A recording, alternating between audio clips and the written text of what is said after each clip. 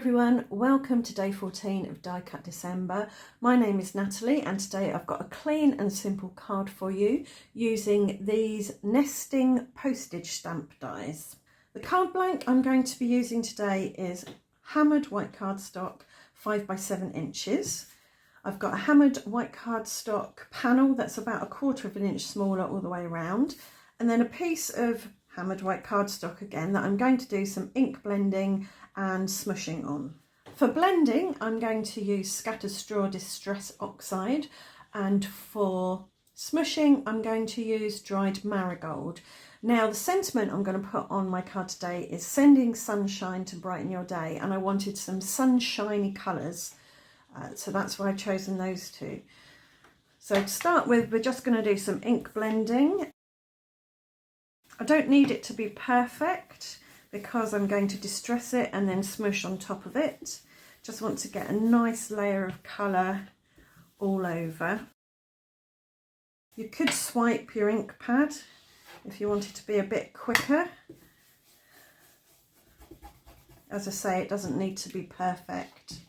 You're not going to see any of the lines. Now I'm going to spritz it with water. I'm going to give it a bit of a mist and then do some half squeezes to see if I can get out some slightly larger droplets, and give that a few seconds to lift the colour and then pick it up with my paper towel. I like to roll my paper towel rather than press it down. I think it reduces smearing and smudging. Now I'm going to dry this with my hairdryer. The reason I dried it was because I'm going to smush some colour on now, and I didn't want that wet smushy colour to mix and mingle, particularly with the scattered straw that I've already put on there. I'd like it to be a separate defined layer. So we'll put it on my mat, add some water, and I'm going to get my big smusher. But before I do that, let me show you my new mini smusher. Now I made this, I did a little shorts video. I don't know if you watch shorts on YouTube, but I had an idea, it came to me when I woke up this morning, to take one of these dauber handles, put on a domed sponge dauber, get some sandwich bag plastic or whatever you've got, and an elastic hairband, and wrap that round to hold it tight, and then you've got a domed mini smusher, so you can pick up your colour and smush it on. So I thought that was quite a cool way of using these. Now we've all mostly switched to blending brushes of one kind or another. I'm sure we've all got these handles and daubers sitting around not doing an awful lot. So that's a new use for them, I think. So I'll use my big one because I'm covering quite a large area. And I'll dry that with my hairdryer because I'm going to do some heat embossing on this in a bit, so I want all the ink that's on there to be really dry. Next I'm going to die cut using the dies that I showed you earlier. It is raining and I crafted the conservatory, so the rain is quite noisy on the roof.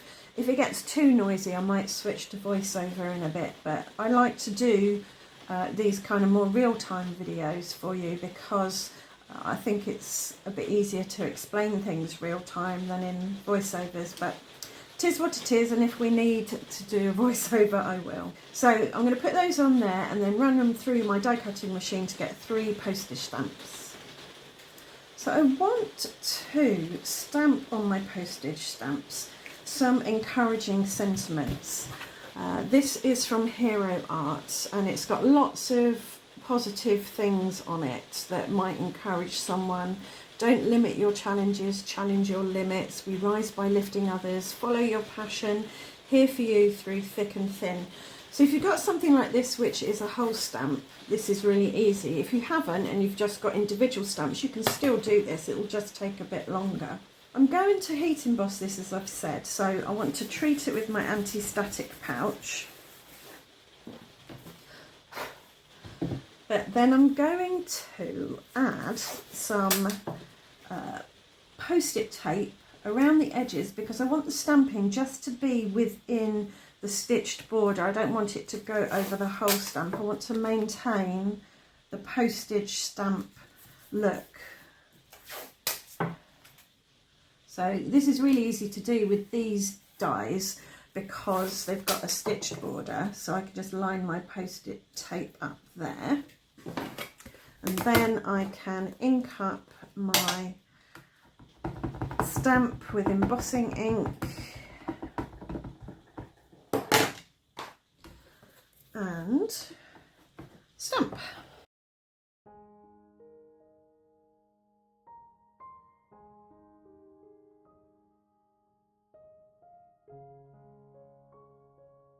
I'm using this particular stamp platform, the stamp wheel, because it's got a grip mat in it, which my other one, my stamp positioner, hasn't got, but also it's got a gridded background, so I just find that a bit easier sometimes for lining up my die cuts.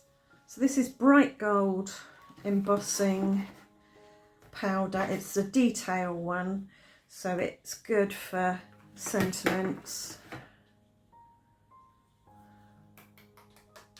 Give it a tap.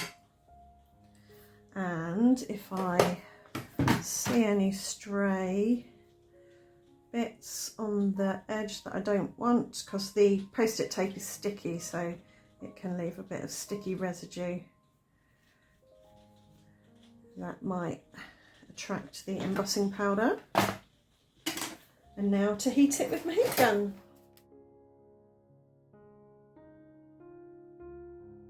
So there's that lovely gold embossing with all those nice encouraging sentiments on there.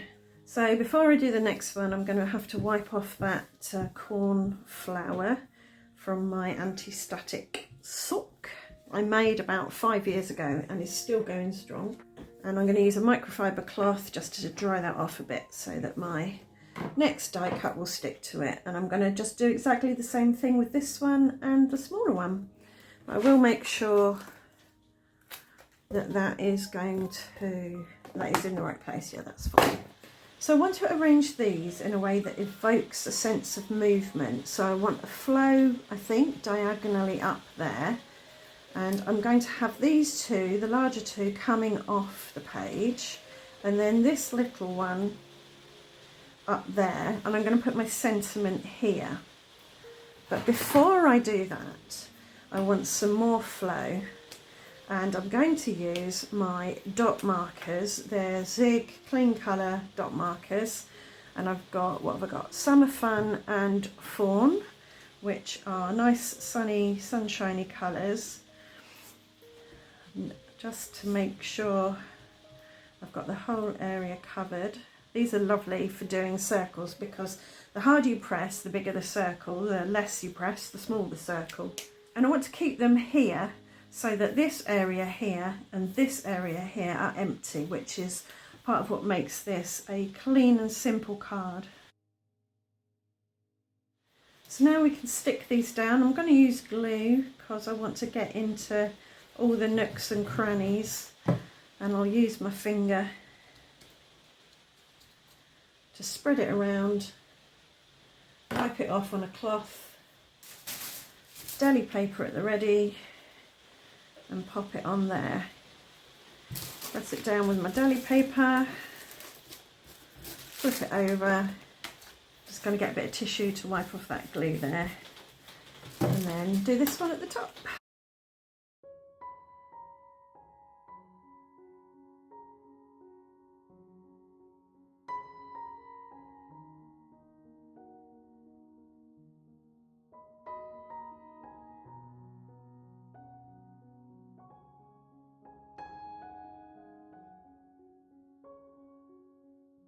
I think I want another yellow dot up here, just a smallish one, there we go.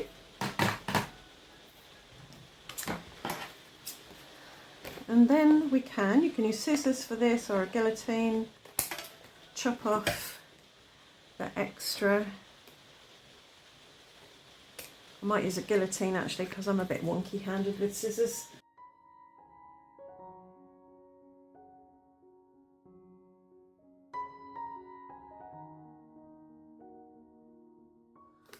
So I popped some tape runner on the back of that, and we're going to pop it on there. Try and get it as straight as possible. And now for my sentiment. This is one I made in a Silhouette software and cut using my Silhouette Cameo. I think I'm going to have it about there, and I'm going to pop it up on craft foam because I think it needs a bit of oomph.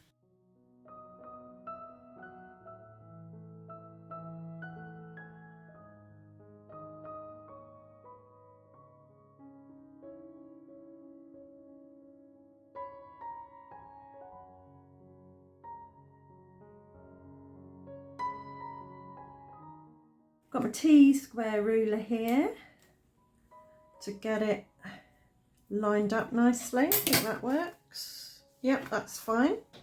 So that's giving it a bit of dimension. And now to add a little bit more shine. I've got the shine or sparkle from my heat embossing in gold. I've got some glossy accents here, and what I'm going to do is I'm going to use them to create shiny dots over my dot marker circles.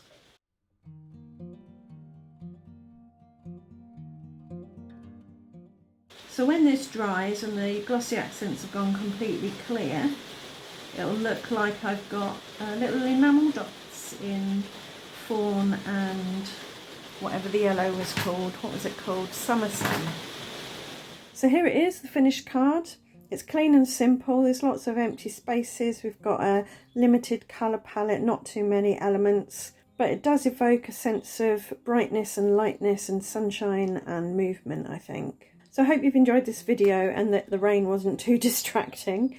And I hope you'll come back tomorrow for day 15 of Die Cut December. Thank you for watching. Bye for now.